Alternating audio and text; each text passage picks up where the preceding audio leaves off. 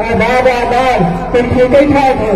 अरे कहाँ बड़ा निक निक पहन के झंडा झंडा लेके जात हो। अरे क्या बात हो? अरे मिश्रा जी तो के नाम होगा कि सरकार CAC कानून बनौले हो और देश में PNR होने वाला हो। देखा देखे देश में बड़ा विरोध प्रदर्शन होता हो। कन्या नेताजी आज ने कहने के बमाऊ लोग का विरोध में निकले का हुई तब ये रैलियां जात रहे। अरे तो मैंने तो एकदम रखे बाटा ये कानून हम लोगन खातिर न बनल हो।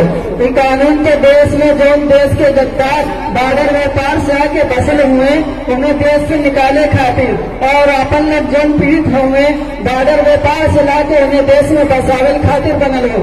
इसलिए हम लोग का चिंता करे की जरूरत न हो। नेताजी तो कुछ और बतावत रहने इसके बाद में हम लोगों का दिक्कत हुई। अरे इन नेता के चक्कर में तुम्हें कहाँ से पड़ गई ला?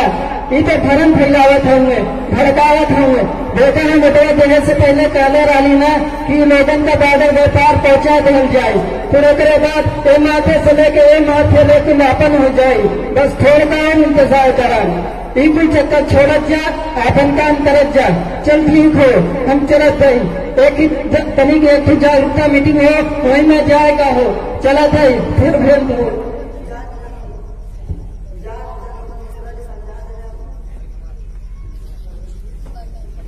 सलाम मास्टर साहब सलाम कुल ठीक हो?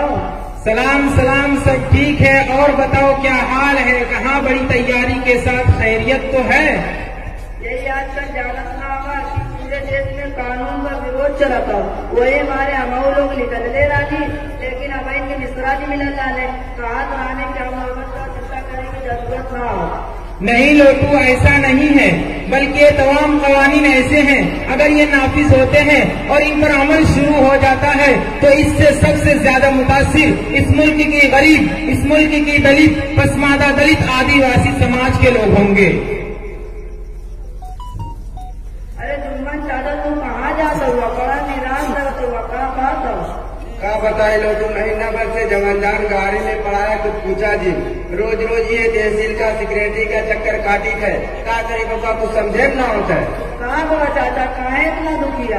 का बताए बच्चा ये करीबा की माई का नंबर रजिस्टरवा में नहीं चढ़ा रहा और तो ये मन में है कि आजकल जब आप बताएंगे रोज नवा नवा कानून बने थे बाबू तो ये हमारा नंबर डलवाए गए हैं लेकिन नंबर चढ़ावे खातिर बुढ़िया की नैयर का कागज मांगत है। तो ये मन में है बाबू कितनी गरीबी में दिन काटे हमसे कैसे हालात है बतावा 40-50 साल है ब्याह है हम रहो वाला ठीक ना रहे वो कह के पीछे क्यों ना रहा दूसरा चाचा बिहार लगाए बिहार हो अब बतावा 40 साल का दिन गुजर गया कहाँ से कागज ला है बड़ी परेशान है। यही बहुत परेशान है कि कौन तो करते है कि नंबर चढ़ जाते ताकि आगे बैठा पोता को परेशानी ना होती।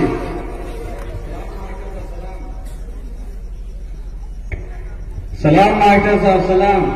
सलाम कल्पू चाचा। अरे खैरियत तो है बड़ा उदास लग रहे हैं। क्या बताए बचवा कुछ पूछा जी? अरे जनता होगा आज का रोजी रोजगार की क्या हाल है। हमारी जिंदगी दिहाड़ी करत करत कहाँ पहुँच गई। बच्चा सुख जाएगा कहीं रघुआ ना दिखाई दे। बड़ी मुश्किल से बड़ा नींद सपना देखले रहनी लड़कन के पेट काट काट के गेहूं चावल बेच बेच के खुदा पढ़ाऊनी देखा तो हरे स्कूलवा में हमारे लड़कन के तनी मेहनत लगन से पढ़त रहना बच्चा बहुत पढ़ौनी ऐसे सोच के कि लड़कन पढ़ लिख के अच्छी नौकरियां हुई अच्छा रोजगार मिल जाए कुछ हमरो बढ़ोतरी से सहारा बनिए लेकिन बच्चा ऐसा दिन दे के पढ़ल सपनों न सोचले रहनी। बतावा लड़कन डिग्री देके ई दुआ दौलत होंगे लेकिन रोजगार का दूर नाम ना दिखाई दे। बच्चा दिहाड़ियों की ऐसी हालत हो गई होगी कहीं काम चलत हो और कल दिन तक खरियो चला जाते बड़ी मुश्किल से दिन कटत हो। अरे जुम्मन तू कहाँ जाता हुआ तू बड़ा परेशान लगा था। क्या बताए कि आजकल जब नवा कानून से लेकर मिलत है कि जहाँ गाड़ी में पड़ा है देखा डॉक्यूमेंटवा बनवावे खातिर और बूढ़ा का नंबर चलावे खातिर गाड़ी में पड़े हैं रोज रोज चक्कर लगाए थे लेकिन कुछ होने वाला ना है। अरे जुम्मन का बताए कैसा नींद सपना देखले रहनी लेकिन आज देश की दशा और दिशा देख के बड़ा दुख होतो। महंगाई बेरोजगारी घृणा नफरत चरम सीमा पहुंचलो जनता एकदम त्रस्त हो वहू पर ऐसा कानून आ गई होगी जनता रोजी रोटी छोड़ के डॉक्यूमेंटों खातिर लाइन में लगे। अरे दादा मिश्रा जी मिलन डाले कहा रहने की ई कुल कानून से हम लोगों का चिंता करे की जरूरत ना है।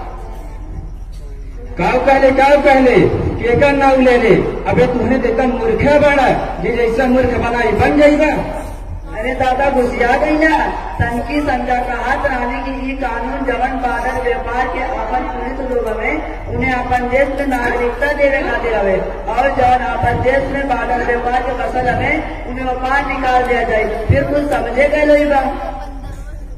अरे दादा है दादा, कैसा मूर्ख समझ रहे होंगे, कैसा लोग मूर्ख बनावत होंगे। तो बुद्धि में ना बैठा तो जे अपने देश के पीड़ित लोगन के पीड़ा न दूर कर पावे, जे अपने देश के भूखन के पेट न भर पावे, जे अपने देश के बेरोजगारन के रोजगार न दे पावे और दूसरे देश के पीड़ित लोगन के कैसे दूर कर पाई।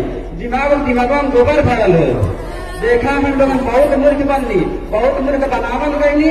आप जागा और आँख खोला, सच्चाई समझ के अपने रास्ते पर आवा, नहीं तो जब बाबा साहब संविधान बनौले और हम लोगन के समाज की जिंदगी गुजारे के खातिर आरक्षण का व्यवस्था कैले वहू का खत्म करे का विचार शुरू हो गई। संविधान बचाने निकले हैं, हम देश बचाने निकले हैं हिंदुस्तान। अरे ये देखा की आदत है, बड़ा निक झंडा गंडा करते। अरे बाबू रुका तो, तू कहाँ जाते हुआ? हाँ दादा बताइए क्या हाल चाल है, आप लोग बहुत फिक्रमंद लग रहे हैं। हाँ बच्चा, अरे बहन जब जो देश के हालात चलत हुए वही का देख के बड़ी चिंता हो तो। अरे दादा क्या बताएं, आज मुल्क की बड़ी तशवीशनाक हालत है।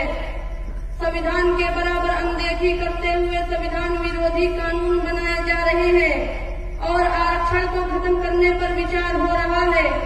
और जब हम संविधान बचाने के लिए आवाज उठा रहे हैं और शांतिपूर्ण ढंग से हम अपनी बात को कह रहे हैं तो हमें गद्दार कहा जा रहा है, हम पर लाठी बरसाई जा रही है। इसलिए हम लोग अपनी बात पहुंचाने के लिए निकले कि संविधान की रक्षा की जाए। संविधान का आर्टिकल 14(15) जो देश के नागरिकों के दरमियान समानता का अधिकार देता है और भेदभाव से रोकता है। आर्टिकल 19 जो हर देशवासी को अपनी बात शांतिपूर्ण अमन पसंदाना ढंग से रखने का अधिकार देता है, जिसको मुसलसल खत्म करने की षड्यंत्र और साजिश रची जा रही है कि उसे खत्म किया जाए।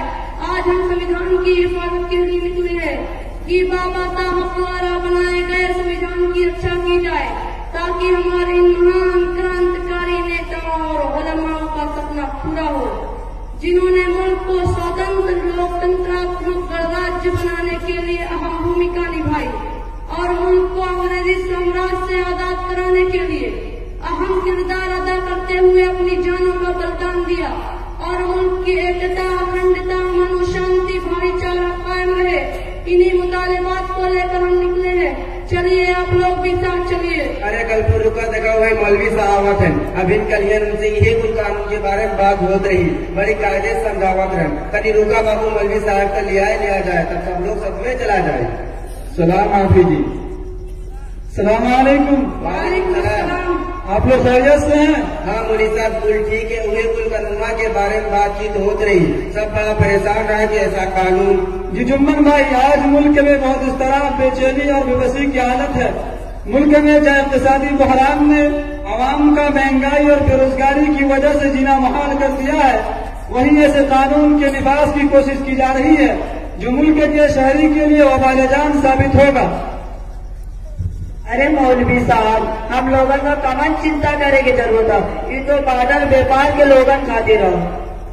पहले तो फिर बोले तो दिमाग का गोबर ना निकल, कब से माइकर साहब समझ है और लड़का कितना देर से समझ है, लेकिन कैसे करे दिमाग में गोबर भर गए लोग लीक पद में घुस तो ना हो। अरे मोदी साहब बहुत समझा दिया। तो देखिए बाबा साहब ने हमको संविधान दिया और इस संविधान ने देश के हर नागरिक को, हर शहरी को, चाहे वो किसी भी धर्म, मजहब, जात, बिरादरी का हो, देश में उसे समानता, बराबरी और धार्मिक स्वतंत्रता, मजहबी आजादी अदा करता है। देश में ममलकत में देश में किसी भी शख्स को भारत के इलाके में भेदभाव और तफरीक की इजाजत नहीं देता है। देखिए चाचा, हमारे देश के संविधान में शहरियत देने, नागरिकता देने का कानून पहले से मौजूद है, लेकिन इसके अंदर अमेंडमेंट करके इस कानून से मुसलमानों को अलग करके भेदभाव वाला कानून बना दिया गया। अरे मौलवी साहब, ये तो बादल व्यापार से मुसलमान का अलग किया गया, तुम्हें ऐसे चिंता करे जरूरत ना हो। कहे लोग फिर बोल ले कैसा लोग भक्ति का रखा हुआ। चला मौली साहब का निक समझावा था, आप लोग भक्ति नहीं करी और कुल दिमाग का गोबरो साफ हो। देखिए एतराज इस पर है कि यह कानून संविधान विरोधी है, आइन की रूह के मनाफी है। रहा सवाल हिंदू भाइयों को नागरिकता देने का, तो हमें इस पर कोई एतराज नहीं है कि आप पूरे दुनिया के हिंदू भाइयों को भारत की शरीयत दे दीजिए, हमें इस पर कोई एतराज नहीं है। लेकिन आप ऐसा काम करें जिससे हिंदू मुसलमान के दरमियान नफरत की दीवारें कायम हो, जिस मुल्क की एकता और अखंडता को तोड़ने वाला हो, जिस मुल्क के भाईचारा इंसानियत को नफरत की आग में झुलसा दे, हमें उस सोच पर उस काम पर एतराज है और हम एतराज करते रहेंगे। देखिए ये कानून जहाँ शरीयत देने वाला है वही नागरिकता शरीयत छीनने वाला भी है। मुल्क में एनपीआर का ऐलान कर दिया गया है और एनआरसी करने का पहले ऐलान किया गया और ये बात कही गई थी कि हम सीए ला रहे हैं, अब उसके बाद पूरे मुल्क में एनआरसी करेंगे। लेकिन अवामी दबाव के चलते अरबाब हुकूमत ने अपनी इस बात को बदलते हुए यह ऐलान किया कि अब एनआरसी पर गौर नहीं कर रहे हैं, लेकिन एनपीआर का ऐलान कर दिया गया, जिसमें सबसे खतरनाक पहलू यह है कि आपसे आपके वालिदैन की न्याय पैदाइश के ताल्लुक से पूछा जाएगा। ऑफिसर को यह हासिल होगा जिसे वो चाहे मशकूक शहरी डिवोटर की फहरिस्त में दाखिल कर दे। अब यहीं से आप लोग असल मसला को समझें। पहले एनपीआर करके डिवोटर की फहरिस्त में डालकर मुस्तबा शहरी करार देकर उसे वोट देने का आपसे महरूम कर दिया जाएगा। फिर एनआरसी के वक्त उन्हें एनआरसी की फहरिस्त से निकालकर शहरियत को साबित करने के लिए कहा जाएगा। अब समझे, डिवोटर वाली लिस्ट में कोई भी आ सकता है, हिंदू हो या मुसलमान, दलित हो या आदिवासी या ओबीसी, कोई भी आ सकता है। लेकिन अगर मुसलमान है तो इस देश में रहने के दरवाजे सीएए के जरिए बंद कर दिए गए हैं। लेकिन अगर मुसलमान के अलावा 6 मजहब से हैं तो अपने देश में शरणार्थी बनकर सीएए के जरिए नागरिकता पाने का दरवाजा खुला है। अब बताइए कानून किसके लिए है? इससे कौन मुतासिर होगा? इससे जिस तरह मुसलमान मुतासिर होगा इसी तरह इस मुल्क का गरीब, दलित, आदिवासी, ओबीसी मुतासिर होंगे, जिनके पास वो कागजात न होंगे जिनसे वो अपनी नागरिकता साबित कर सकेंगे। अगर वो इस मुल्क में बरस से रहते चले आए हैं, चाहे उनकी नस्लें कई नस्लें देश की मिट्टी में दफन हो चुकी हो, अगर उनके पास कागज नहीं होगा तो वो अपने मुल्क में बेगाने हो जाएंगे और अपनी पूरी जिंदगी की कमाई से हाथ धो बैठेंगे। जैसा कि आसाम एनआरसी का नमूना हमारे सामने मौजूद है, जहां 19 लाख लोग एनआरसी से बाहर हुए हैं, जिसमें 13 लाख से ज्यादा हिंदू और 5 लाख मुसलमान हैं, जिसमें दलित, आदिवासी, ओबीसी हैं। वो लोग और उनके खानदान भी हैं जिन्होंने इस देश की दौड़ मिलाकर इस देश की सेवा की, और वो गरीब बेसहारे लोग भी हैं जो बरस इस देश में रह रहे थे, लेकिन डिवोटर बनने के बाद अपनी शहरियत को साबित करने के लिए अपनी जमीनों जायदाद, अपना कारोबार सब कुछ बेच दिया डॉक्यूमेंट के चक्कर में, लेकिन अपने देश में अपनी नागरिकता साबित करने के लिए कागज पेश न कर सके। कहला आपको समझ में आवा? नीक से समझ में आ गई।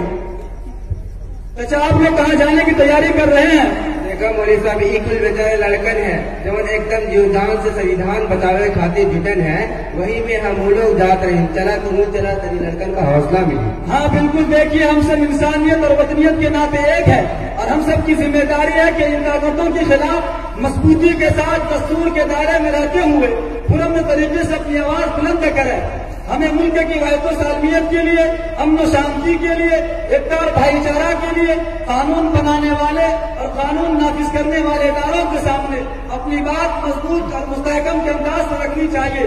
ये कानून हमारा है, ये मुल्क हमारा है, ये सुप्रीम कोर्ट हमारा है, हम भी ये अदालतें हमारी है, हमें इन पर मुकम्मल एतमाद और भरोसा है। समझ गए लोग? तुम देखो, ये हिंदू मुस्लिम का मसला नहीं है, बल्कि इस मुल्क के इत्तेहाद व एकजहती का मसला है। इस मुल्क की सेकुलरिज्म और जमहूरियत के बका का मसला है, आइन का तहफ़्फ़ुज़ का मसला है। इसलिए किसी भी बहकावे में मत आइए और सही चीज को समझकर बाबा साहब की बनाई हुई संविधान और उनमें दी हुई मौलिक अधिकारों की रक्षा के लिए और आरक्षण को बचाने के लिए हमें पूरी कुव्वत के साथ शांतिपूर्ण ढंग से अपनी बात कहने की जरूरत है। चलो लोगों, सब जल्दी चला, नहीं तो बहुत देर हो जाए। हिंदुस्तान जिंदाबाद, जमहूरियत जिंदाबाद, संविधान जिंदाबाद, हिंदुस्तान जिंदाबाद, जमहूरियत जिंदाबाद,